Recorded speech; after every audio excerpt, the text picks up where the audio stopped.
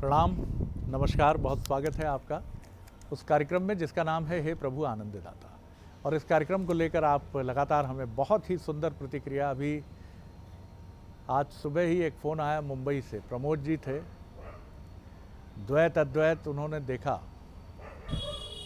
और उन्होंने कहा मेरा नाम जानकर क्या कहेंगे। विनोद प्रिय भी थे, बोले मैं अद्वैत हो गया हूँ। मैंने भी प्रणाम किया, मैंने कहा फिर मेरा नाम जानकर भी आप क्या करेंगे, मैं भी अद्वैतवादी हूँ। दोनों ने खूब ठहाका लगाया। उन्होंने इसके रीटेलीकास्ट की जानकारी चाहिए तो मैं एक बार आप सबको बता देता हूँ कि सुबह 6:30 बजे फिर इसका पुनः प्रसारण होता है 8:30 बजे सुबह ही। और फिर हम एक बार, क्योंकि बहुत सारे व्यूवर्स की डिमांड थी कि इसका एक शाम को भी टेलीकास्ट होना चाहिए, बल्कि कुछ तो कहते हैं रात्रि में भी होना चाहिए, तो हम देर रात्रि एक प्लान कर रहे हैं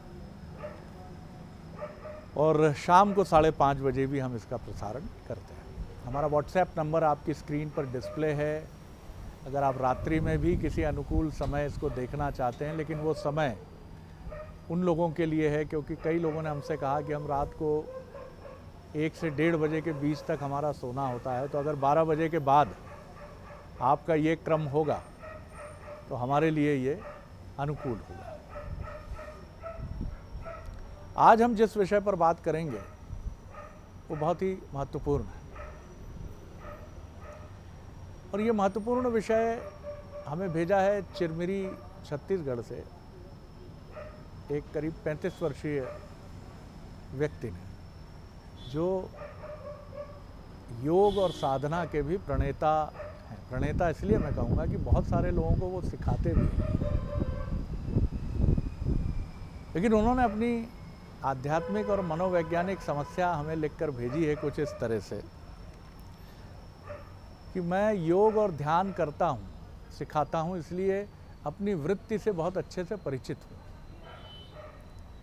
और यही चीज़ मुझे कई बार बहुत परेशान करती है कि डूबा तो मैं इसमें पूरी तरह नहीं हूँ, लेकिन लोग मुझ पर बहुत असर डालते हैं। वो मुझे डराते हैं, वो मुझे खुश करते हैं, वो मुझे निराश भी करते हैं, चिंतित भी करते हैं, जबकि मैं हूँ, मैं लोग नहीं हूँ, मेरा तो अपना व्यक्तित्व है। लेकिन इन लोगों की दुनिया जो है ये मुझे हमेशा टोज पर रखती है। मेरे जीवन का आधार ही जैसे लोग हो जाते हैं और यही कहते हैं कि तो फिर मैं कहाँ रह गया हूँ, मैं तो लोगों की भीड़ में खो गया हूँ, मैं अपने को ढूंढ नहीं पा रहा हूँ। और यही चीज़ मुझे प्रतिदिन परेशान करती है क्योंकि मेरा चैतन्य जितने भी प्रतिशत जागृत है वो ये कह तो रहा है मुझसे कि तुम नहीं हो, तुम कहीं खो गए हो, लोगों के समुद्र में तुम्हारा व्यक्तित्व समाप्त हो गया। बड़ी दार्शनिक भी व्याख्या है इनकी, लेकिन ऐसा हम सबके साथ है। किसी दिन हमें प्रशंसा कोई ना करे, हमने हे प्रभु आनंददाता हम कर रहे हैं,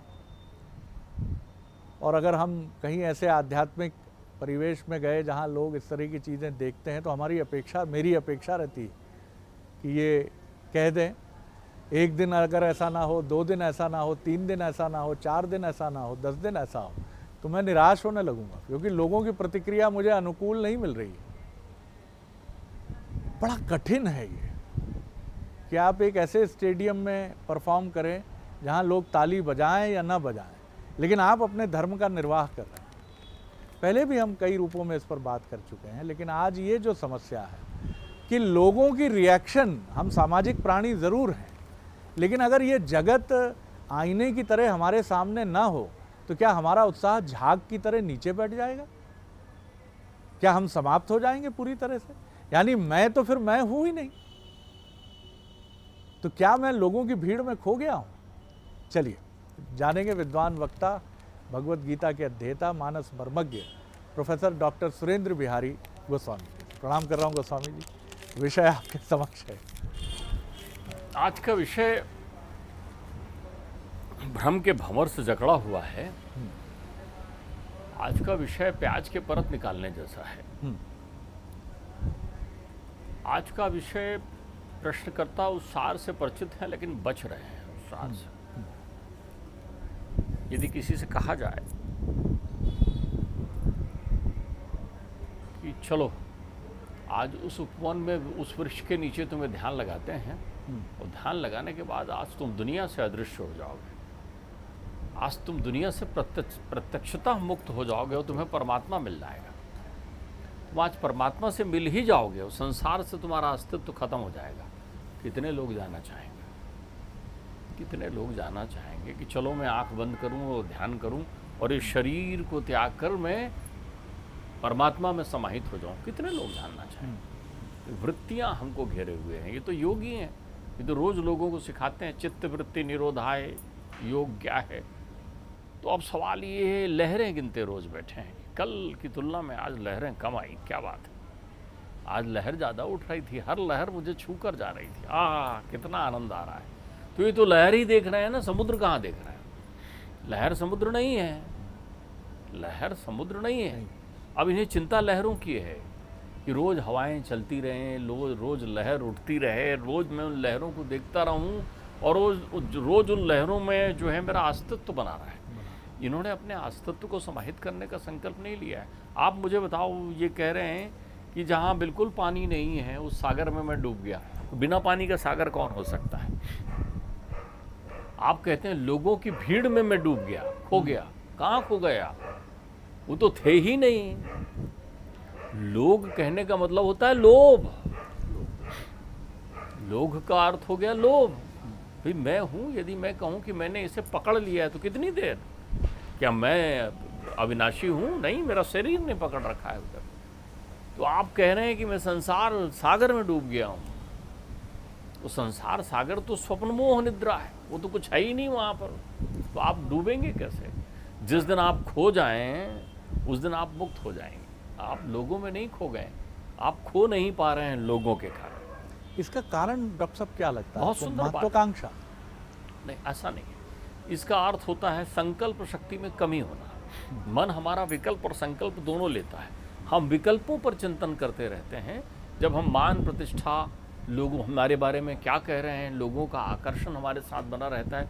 जब हम पूरा नहीं छोड़ पाते, हम सोचते हैं, हमने पढ़ लिया, हमने सुन लिया है कि संसार में रहते हुए भी संसार से बाहर रहो, लेकिन तब वो हमसे छूट नहीं रहा है।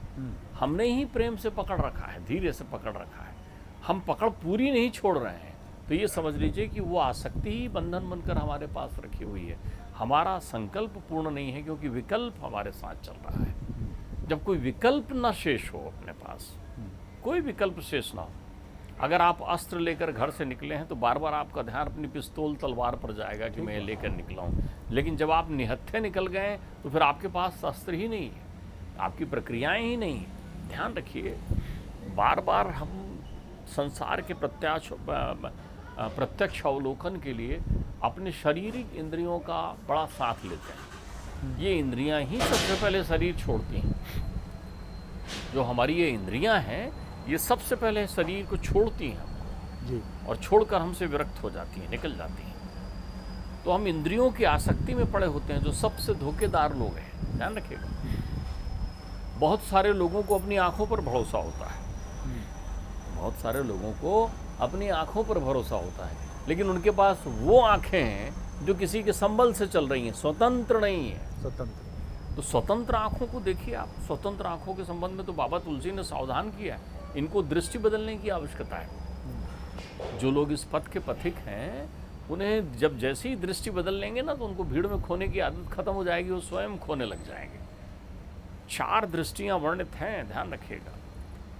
इस दृष्टि को जागृत कर लीजिए, तो फिर आपको जो है, जैसे आप देखने पुराने समय में, मैंने बचपन में ऐसे चलचित्र देखे हैं, और वो चश्मा पहनकर अपन देखते थे तो बहुत करीब से हमको दिखाई पड़ता था वो एकदम दृश्य जो है। वो चश्मे में खासियत होती थी, जिसको पहन लेते थे वो बारीक ऐसा लगता था कि बिल्कुल वो सामने वाला यहीं सामने चल रहा है। ये दृष्टिगोलक की खासियत है, ये संसार के रंग में रंगी हुई है। इसलिए बाबा 4 दृष्टियाँ प्रदान करते हैं। इनको अपनी चारों दृष्टियों को मजबूत करना चाहिए, तो इनका दृष्टिकोण बहुत अच्छा हो जाएगा। और जब इनका दृष्टिकोण स्थायी हो जाएगा तो ये मुक्त हो जाएंगे, फिर ये खो जाएंगे। कौन कौन सी दृष्टि? अज्ञ, अकोबिद, अंध, अभागी।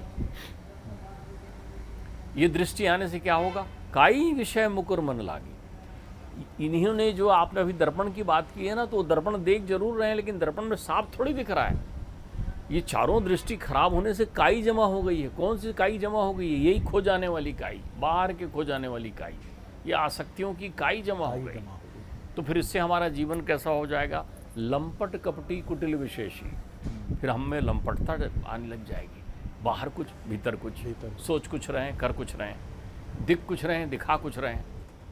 क्या हम नहीं जानते अंदर में कि परमात्मा की कितनी कृपा है? जब हम किसी को बुला के बोले ओ तथास्तु, तुम पर बिल्कुल कृपा हो जाएगी परमात्मा की, तो क्या हमारा भीतर मन नहीं जान रहा है कि हम पर कितनी कृपा हुई है परमात्मा की? हमने परमात्मा का कितना सानिध्य प्राप्त किया है? अज्ञ, ज्ञान रूपी नेत्र जागृत कर ले। अज्ञ वो है जिसके ज्ञान नेत्र नहीं है। तो यदि योग पथ के आप पथिक हैं तो आपसे सुंदर दुर्लभ कौन होगा? आप तो वंदनीय हैं, लेकिन आप इसकी प्रतीक्षा मत करिए कि लोग मेरी वंदना कर रहे थे। इसके लिए क्या जरूरी है? ज्ञान। तो आप अपने ज्ञान नेत्रों को पुष्ट करिए। ज्ञान नेत्र कहाँ खुलेंगे? गुरु चरणों में। जिनके पास बहुत सारे लोग जिनको गुरु समझकर दौड़कर चले आ जाएं, वो सावधान हो जाओ।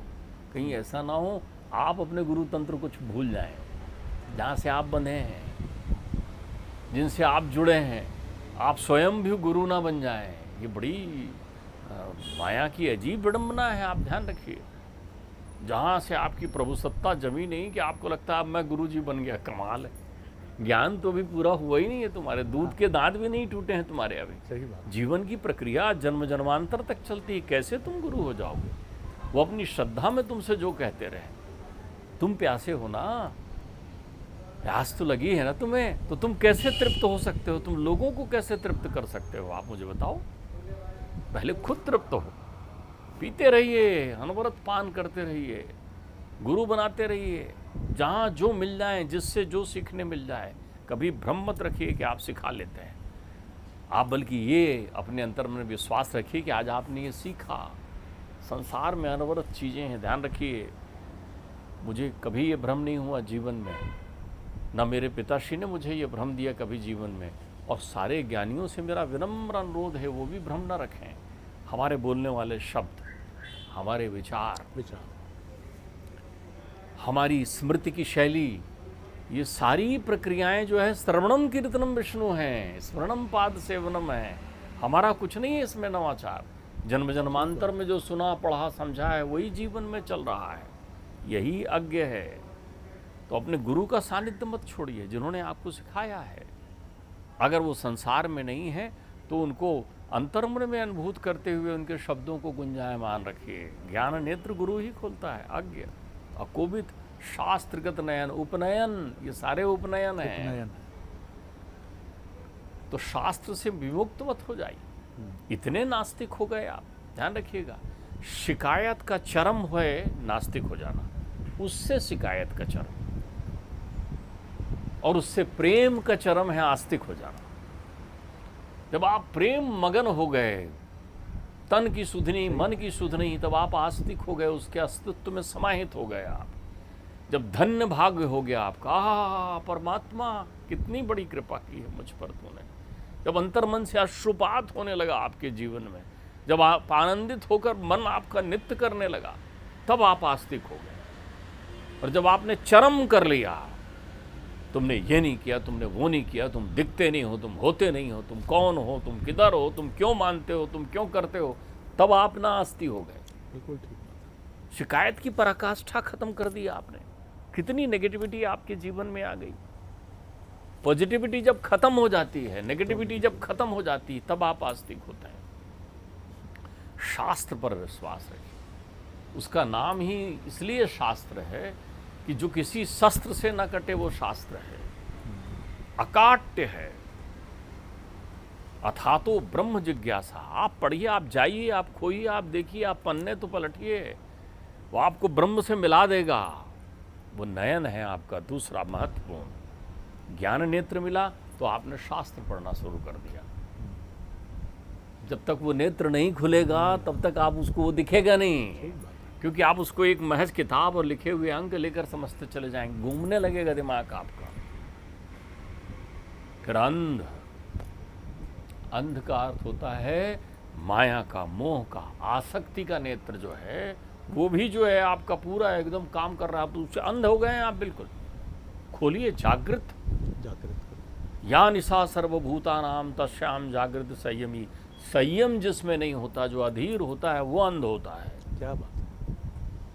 धीरज रखिए और अभागी, अरे जीवन मिला है, दुर्लभम मानुषम देही देही नाम क्षणभंगुरा। कितना सुंदर काम आप जीवन में कर रहे हो, नहीं कर रहे हो तो कितना सुंदर आप कर सकते हो। अब लो नसानी अब ना नसई हो,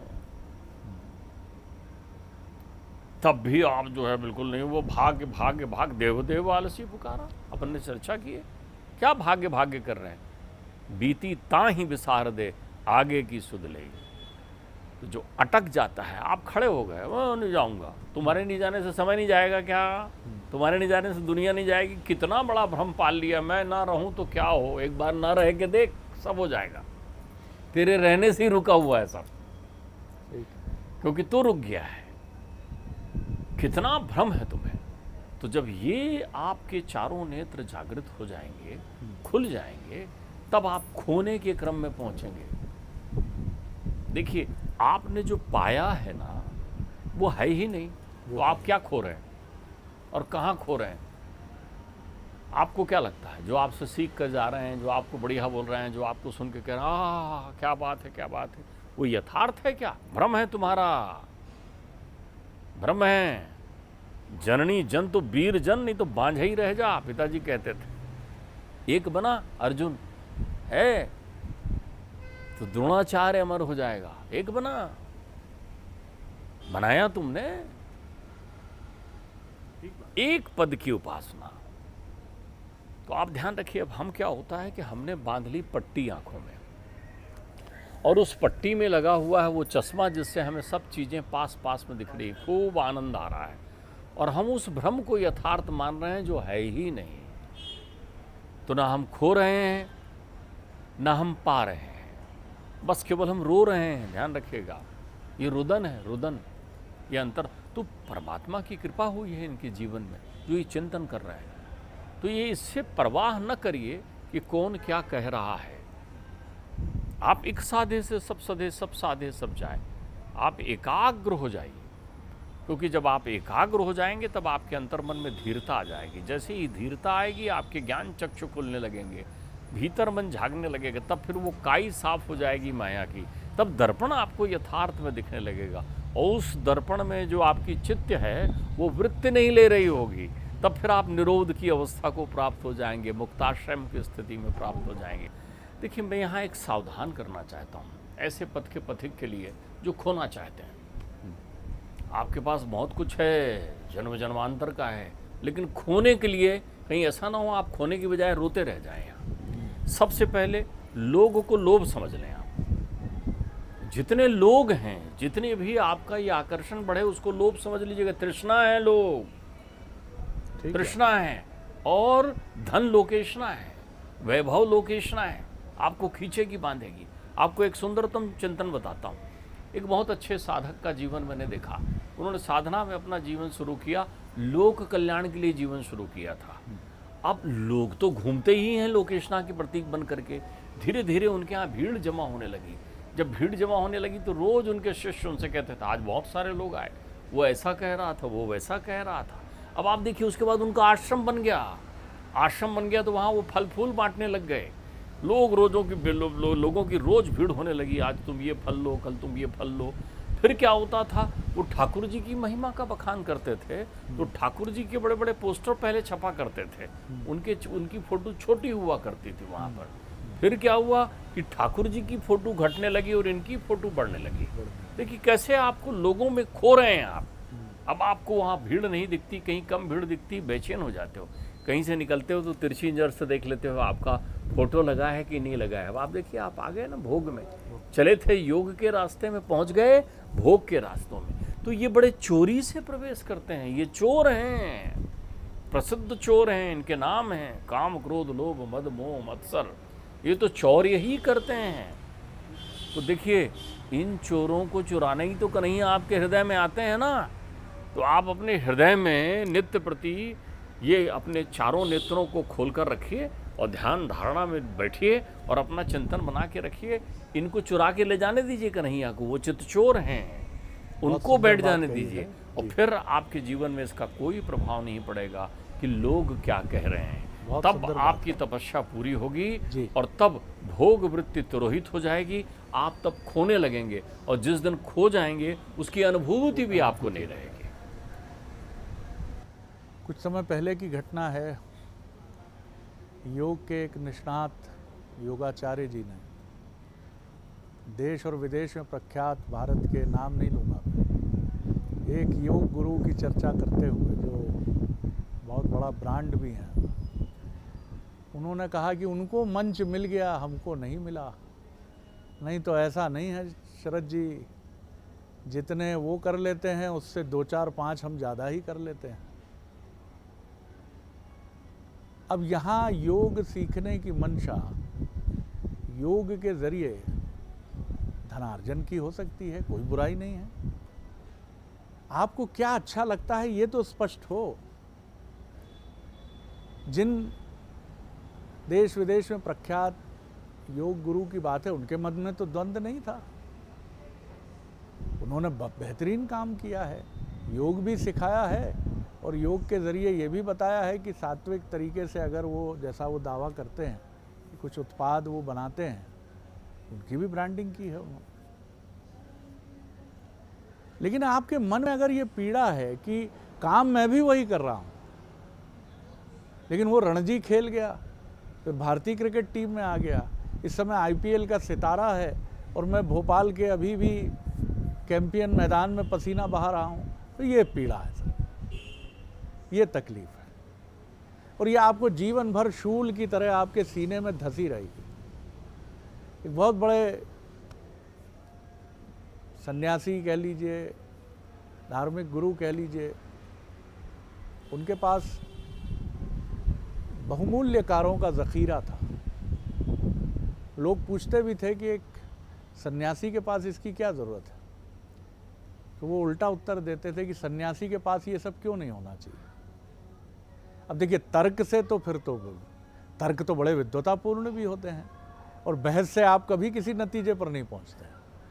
तर्क में बिल्कुल ठीक बात है कि चारवाक भी हमारे यहाँ ऋषि हैं जो कहते हैं ऋण लेकर घी पियो।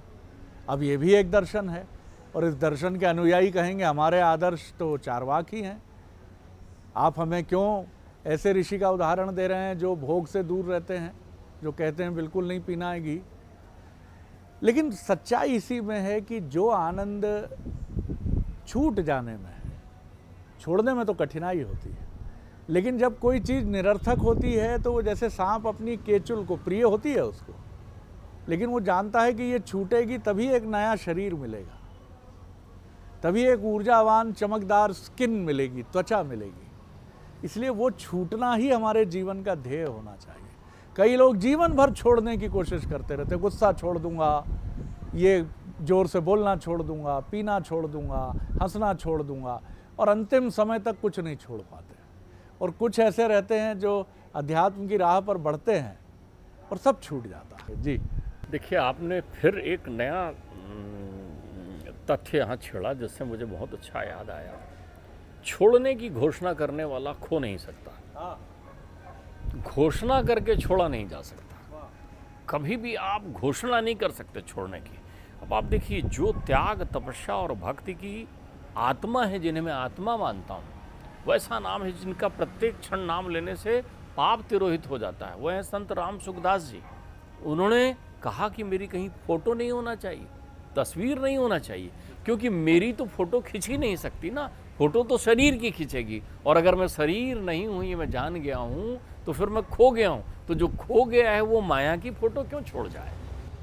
और मैं फिर दोहराऊंगा डॉक्टर गोस्वामी कि हम लोग अभी 10 दिन भी नहीं हुए हैं जब तेलियार भट्टान गांव से लौटे हैं। सियाराम बाबा सिर्फ एक लंगोटी, 93 वर्ष की उम्र, कठिनाई होती है, शरीर कमान की तरह झुक गया है, लेकिन कोई अनुचर नहीं है पास में। हम सब की आंखों के सामने उन्होंने हनुमान जी को चोला कोई अनुचर नहीं, कांपते हाथों से डिबिया उठाते हैं, अक्षत की, सिंदूर की, कपकपाते हाथों से लगाते हैं। समय बढ़ गया है, धीरे धीरे चोला चढ़ाते समय जब हटाते हैं चीज़ों को और चढ़ाते हैं तो हाथ कांपते रहते हैं।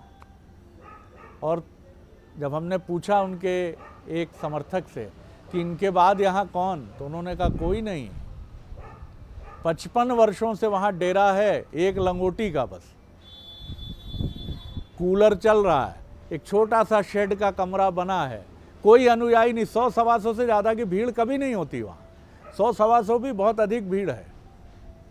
और भीड़ में कोई ऐसा नहीं रहता जो उनसे ये कहे कि बेटी की शादी करा दो, बीमारी ठीक कर दो।